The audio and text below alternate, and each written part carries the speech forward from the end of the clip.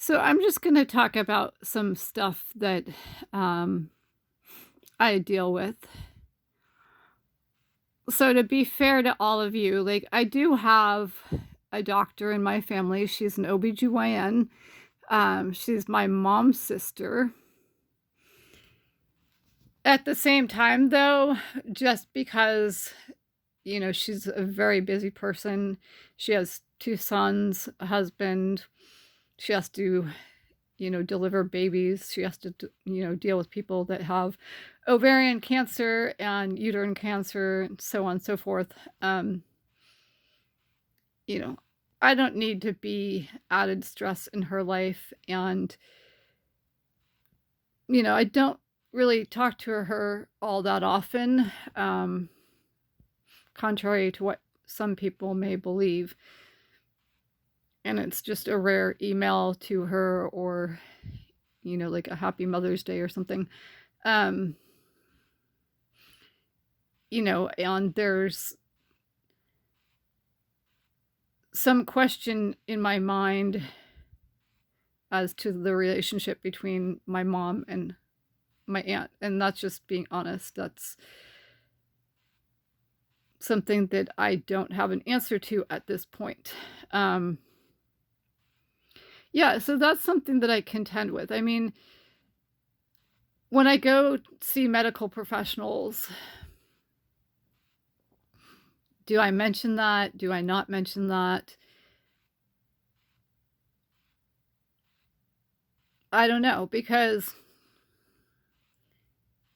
on one hand, I feel like based on past experience, if I don't mention it at some point, probably they'll find out and they'll ask me why I didn't tell them. If I do tell them, they might assume that I'm in frequent contact with her and that, I know a lot more than I do with regards to medicine. And I'll tell you, like, I don't know a whole lot when it comes to medicine. Okay, my 2 recent ER visits, I was sent home without even knowing what the ultimate outcome was. I was sent home with the paperwork, had all my blood levels on it, but nobody came to talk to me about what they thought.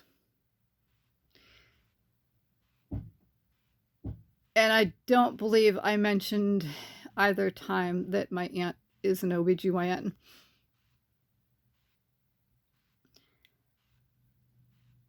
My brother was an EMT, by the way, at one point for a couple of years, but we didn't have conversations about him being an EMT or what he learned. The only thing that I remember is that one night when he was, doing his job as an EMT, he did mention there was a gentleman that had been shot 7 times. And that gentleman decided he didn't want treatment after being shot 7 times. And, the guy was pretty big, tall, big. And he just got up off the gurney and started walking out the doors. Not that I'd want him to die or anything like that, but like my brother, the way he described it was going to be hard to stop that guy from leaving the hospital. I can't even imagine dealing with something like that. But anyway, that's about the extent of what I remember from my brother being in EMT.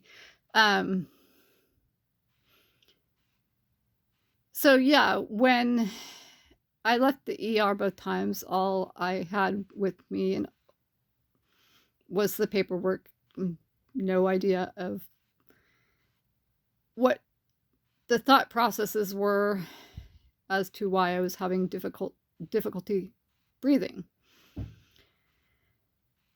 So in any case, I eventually did speak to a nurse, an advice nurse. And, the thing that nobody ever told me, even though I have an OBGYN in my family and my brother was an EMT, nobody ever told me that everybody has their own baseline for each blood level. Like, so with respect to my lymphocytes being at 14.6 and then at 12.6, I'll just use that as an example. So doctors will go back apparently 6 or 7 years and look at your average over that 6 or 7 years. And despite the fact that the normal range, in quotes, is 24 to 44%, like for somebody like me, my normal would be probably about 14.6. So, that's fine. In addition, what nobody ever explained to me either, or at least I didn't put 2 and 2 together, but I probably should have, is that, with the psoriatic arthritis and psoriasis and stuff that I have, my body is constantly attacking everything. My body thinks everything, is going to make me sick. So, of course, with psoriasis and psoriatic arthritis, there are going to be certain blood levels that are low, like my lymphocytes, for example. And if I hadn't have talked to that advice nurse, I would have never gotten to that point or really thought about it. Not that I wouldn't have gotten to that point, but I wouldn't really have thought about it. So to medical professionals out there in the world, those of us with people in our families that are doctors or, that had been EMTs at one point, it doesn't mean we know everything about medicine at all.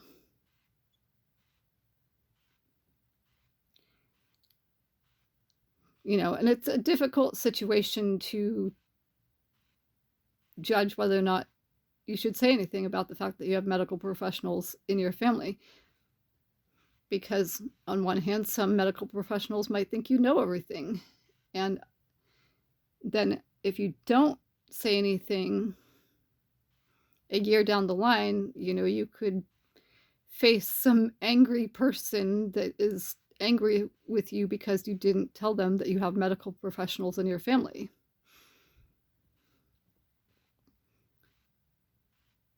So that's not an easy situation to decide if you should tell a medical professional or not.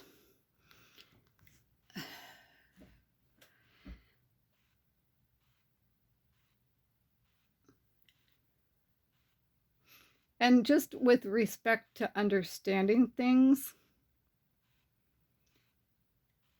I do appreciate that, a lot of the medical professionals that I've seen, dealt with, whatever, like my hematologist, for instance,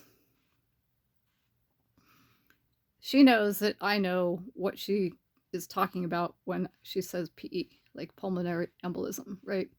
There are certain things that I picked up on my own over the years, watching medical programs or, just listening to the radio or, watching the news or whatever. So I do pick stuff up, but I didn't get it from any medical professionals in my family. And yes, my grandmother was also head nurse of a hospital in Redwood City, California before she passed away. But she absolutely never talked about work. Never. So I didn't learn anything from my grandmother either. Not once do I remember her ever speaking about work. And I do remember that she did, after she retired as head nurse of that hospital in Redwood City, I do remember she did go into kind of a palliative care situation. She volunteered. Basically, she volunteered to take care of people at the end of their lives. And she wasn't getting paid for it. That's just something that she did of her own accord because she's a good person. She was a good person.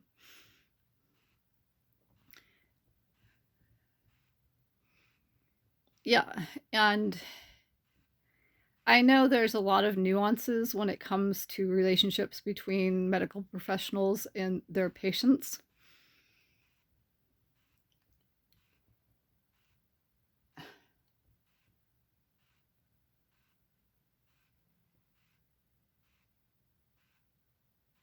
How do I put what I want to say?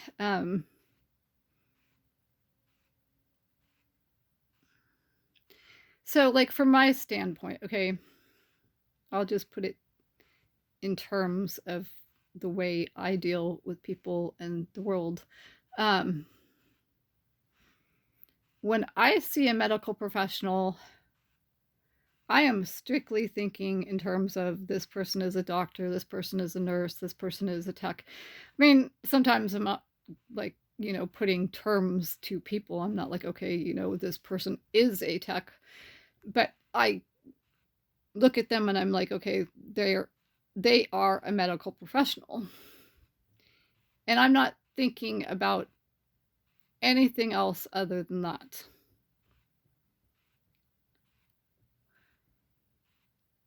I do understand that, again, when it comes to medical professionals and their patients and stuff, there are nuances in some cases. And,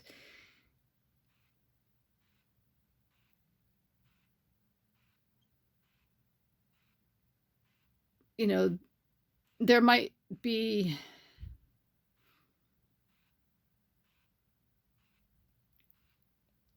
how do I explain this? Like a more emotional reaction on one of the people's parts. Not necessarily like, any kind of romantic feelings or that kind of thing, but just one of the two might be more emotional, or who knows, maybe both of them will be emotional, but um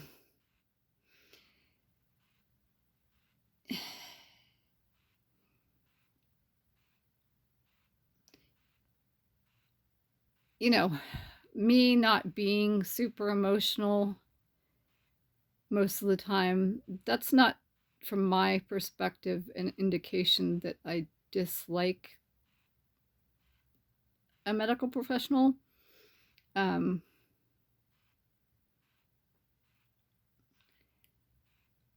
and I'll admit, like, there are times where I, am doing my very best to squash my fear.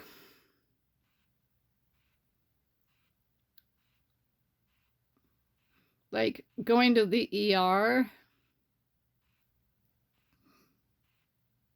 that was a new thing for me. I don't like go to the ER.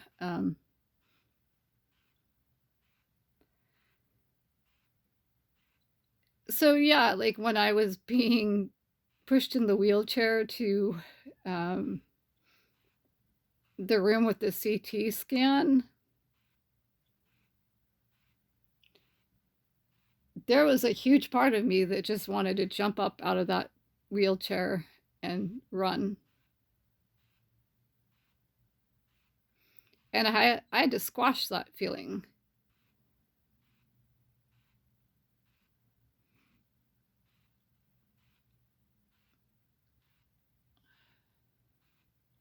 And right now,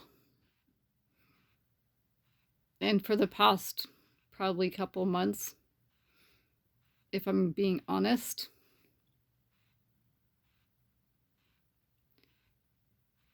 I've been kind of feeling like, I'm done with like going to doctors and dealing with everything. And I have been feeling like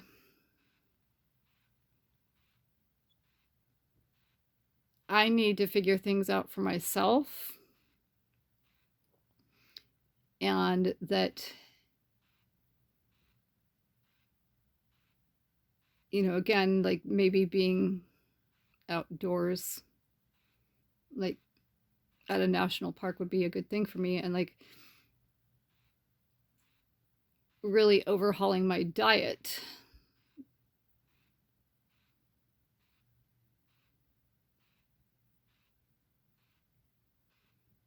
but I feel like I kind of have to do that on my own.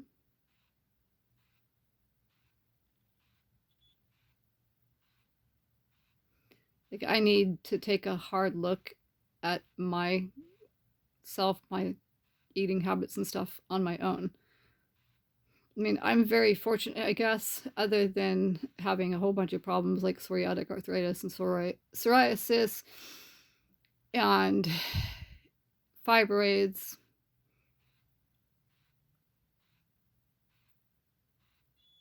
internal psoriasis, ovarian lesions, asthma.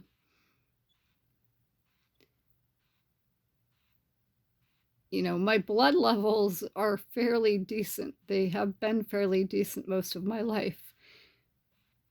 So, I basically can eat whatever I want and my blood levels will be fine. At the same time,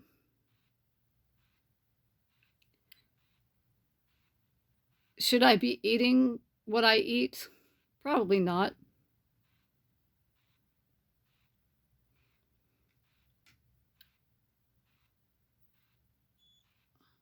Do I need to make changes? Absolutely.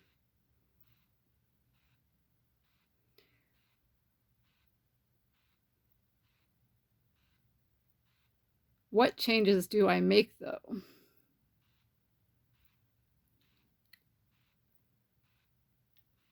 Which foods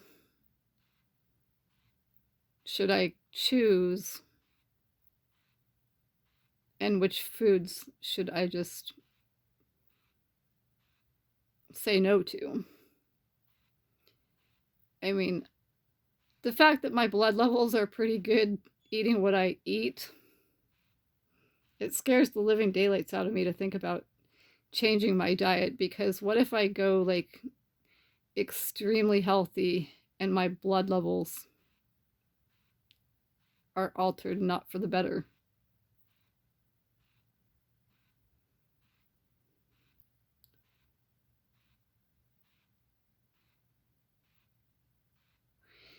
So, on that note, here's something else I want to talk about, again, related to health.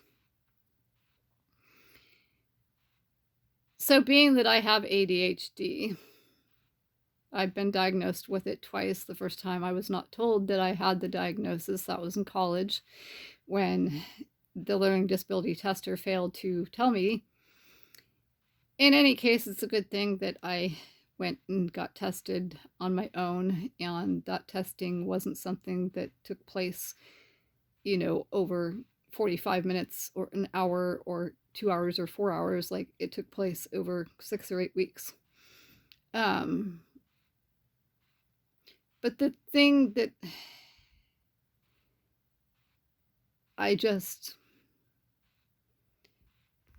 the thing that just bothers me is that, according to everything that I've read, people with ADHD, we kind of have sweet tooths. I wonder how many people out there that's true for besides myself, because it is true in my case. I do have a sweet tooth, and that is my biggest problem, probably.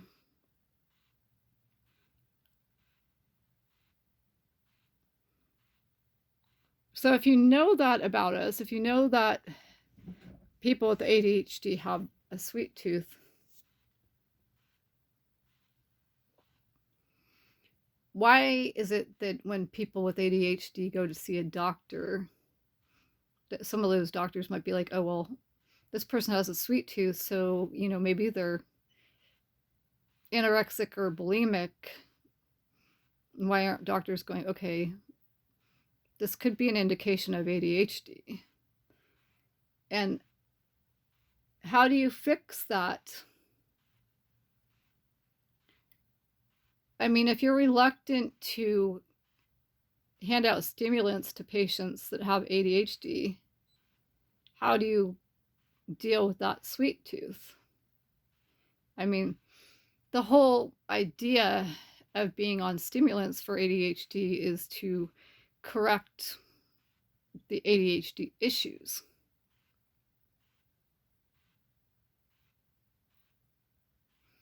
And from what I understand, having a sweet tooth is an ADHD issue. So I would assume that stimulants would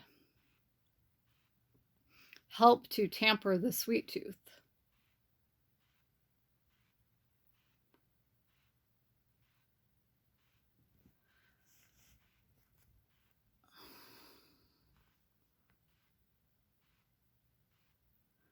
Okay, and I honestly think that doctors shouldn't be as or medical professionals shouldn't be as paranoid in that respect. I think that if you give a patient stimulants and you're worried that, that patient may have an issue, a reaction that's like manic in, I guess, some respect or whatever,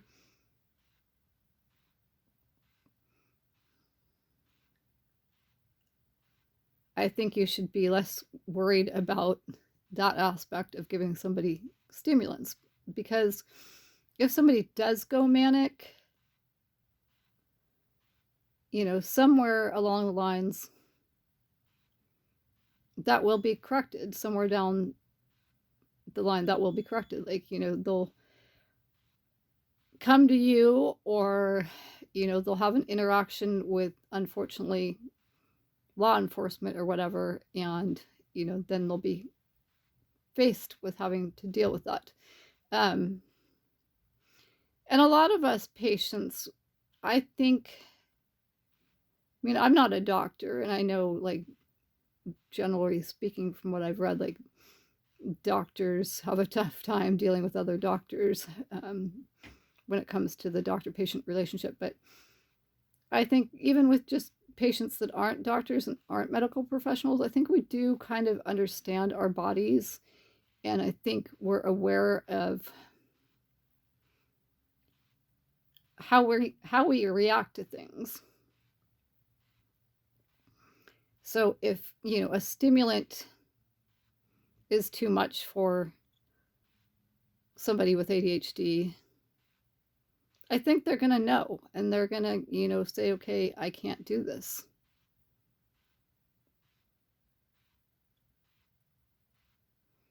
I might be a little too optimistic in that respect, but I think most people know what their bodies can handle or what they can handle.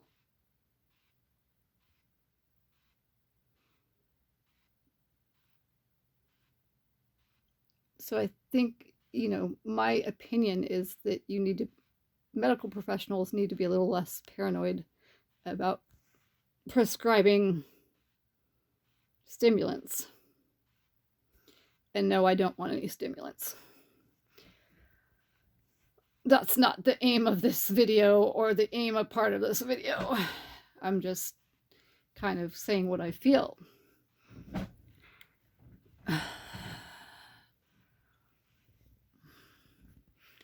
I don't know. And for me personally, when it comes to prescription drugs that can be abused, I guess,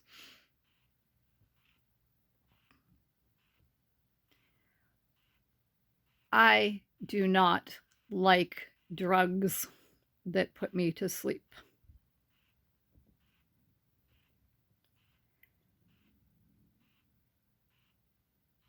So yeah, like for me, for a lot of us, I would think, I can't speak for others, but I would think for a lot of us, like, just the fact that opioids can put you to sleep, that would be a no.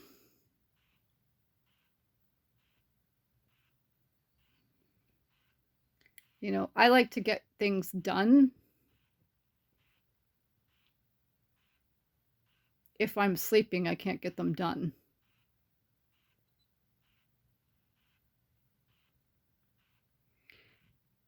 So I don't know. I think you should really talk to your patients when it comes to prescribing things like opioids as well. You should find out, like, is this person somebody that actually wants opioids? If a person tells you that they don't like to fall asleep,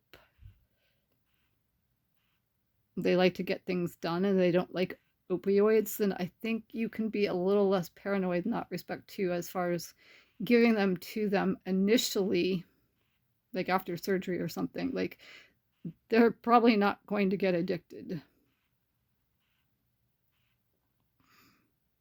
because sleeping is not conducive to getting things done.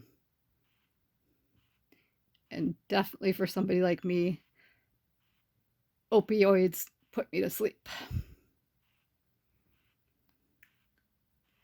Anyway, I think that's where I'm going to end this video.